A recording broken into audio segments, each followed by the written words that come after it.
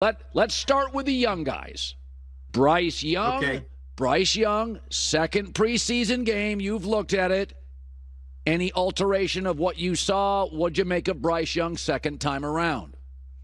You know, I think it's a hard evaluation for this reason.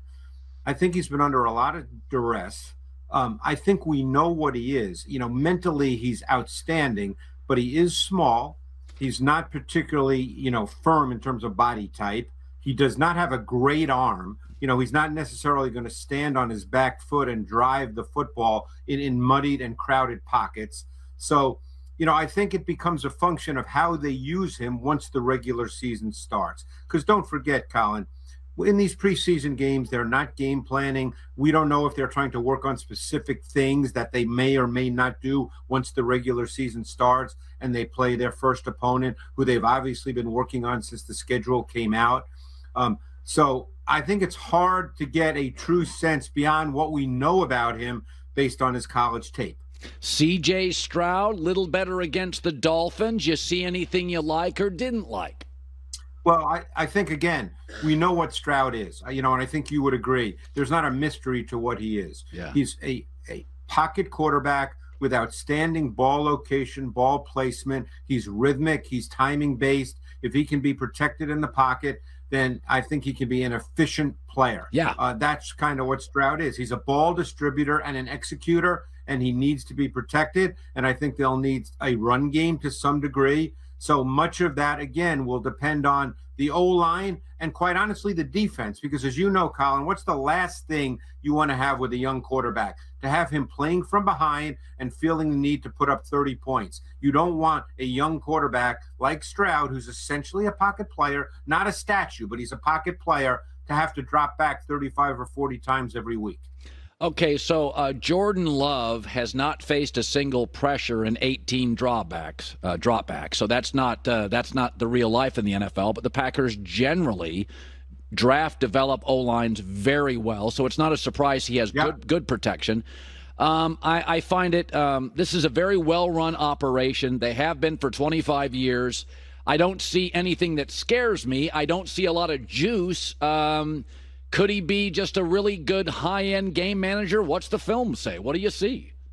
I think talent-wise, he's more than that. Now, again, that doesn't mean I'm telling you he's going to be a great quarterback. I'm just talking about his quarterback talent, because he has a very good arm. He moves well. Yeah. He can make throws at all three levels of the defense. It's funny. Last week you mentioned that badly inaccurate throw to a wide-open Musgrave on a crosser. This week he made a really good throw on a crosser to the rookie Reed, which turned into a 19-yard TD. That was a crosser as well versus man coverage. So I think he's got higher level talent.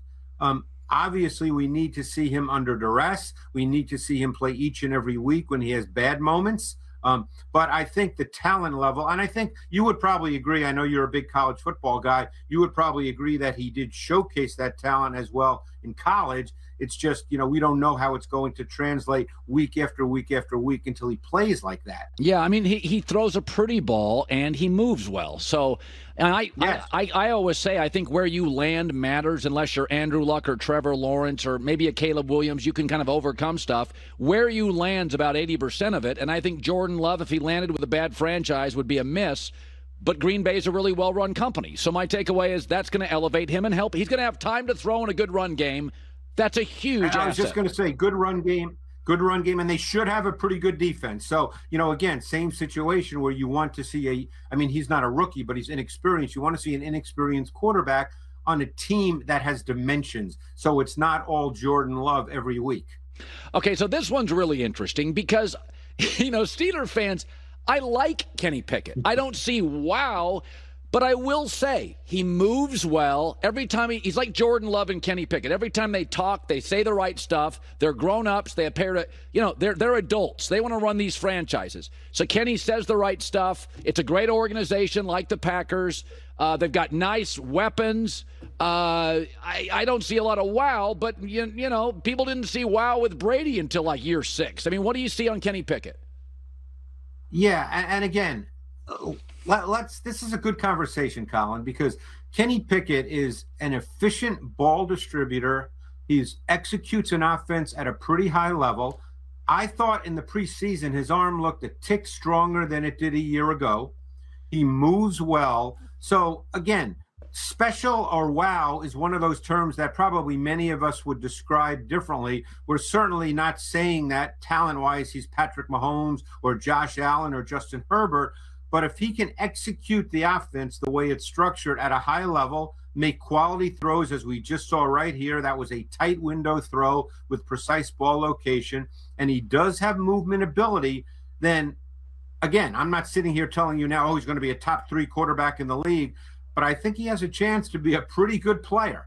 Maybe I see him a little differently than you do, but I think the traits are there to be again, I hate making lists like that, say top 10, top this, but I think he can be a very good NFL quarterback. All right. Yeah. I mean, I just love this roster so much. If he's good, not even very good, they probably are a playoff team if he's good.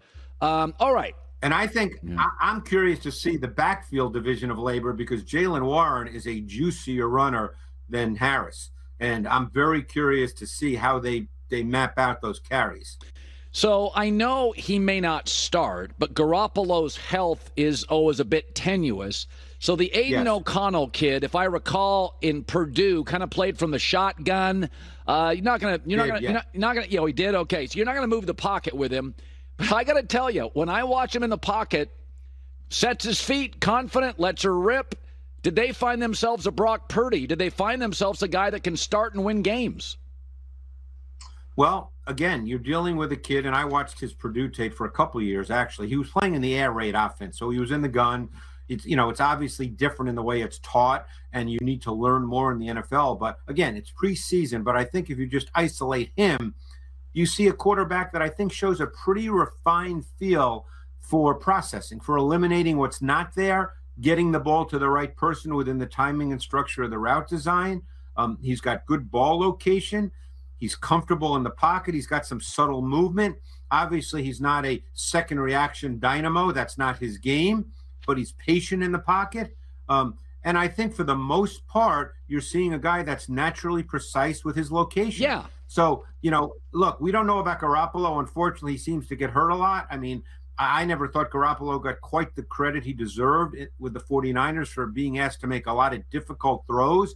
But we'll see. If Jimmy Garoppolo does get hurt, my sense is that Josh McDaniels would feel comfortable with O'Connell out there. Yeah. Okay, so J-Mac and I disagreed a little. Sam Howell reminds me of Baker Mayfield without quite the arm strength, the way he sets and throws. He's fine. He was a big high school recruit. He had a couple great years in college.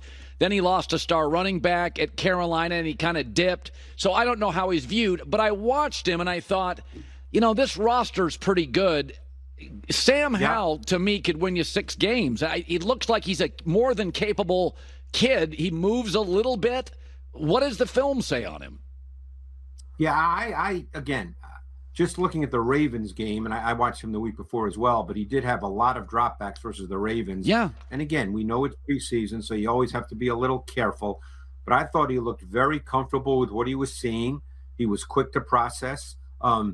I thought he did little things well. He was really quick and efficient getting his head around off conventional play action, and that gives you the opportunity to read coverage with clarity. I thought there was a rhythm to the way in which he played, Colin. His drop, his set, his delivery, it all looked fluid and comfortable. Another thing that really stood out to me is he was able to work some full field progressions. So if he didn't like what he saw to his left, he came back to his right, and he got his lower body turned, so he threw with good mechanics. He did not throw across his body. I thought he did a lot of the little things well. Now, keep in mind, he was a 5th-round pick for 2 reasons. Number one, he's a 6-foot quarterback who's, even though he can move, is essentially a pocket player. And the history of 6-foot pocket quarterbacks in the league is not strong. And also, he was a descending player his last year in college. Yeah. So I think those 2 reasons are why he dropped in the draft. But again, preseason, but I've been impressed with what the tape has shown through those 2 games. In our relationship, I thought you struggled more with Russell. I remember years ago you said, I think these are designed ad libs, and I thought that was funny. You said, you always said, and when you can't, after 44 years at NFL Films, when you can't get your arms around it, I can't. We know that. But Russell, Sean Payton said to me one time here sitting down, he said, Russell is at his best playing basketball.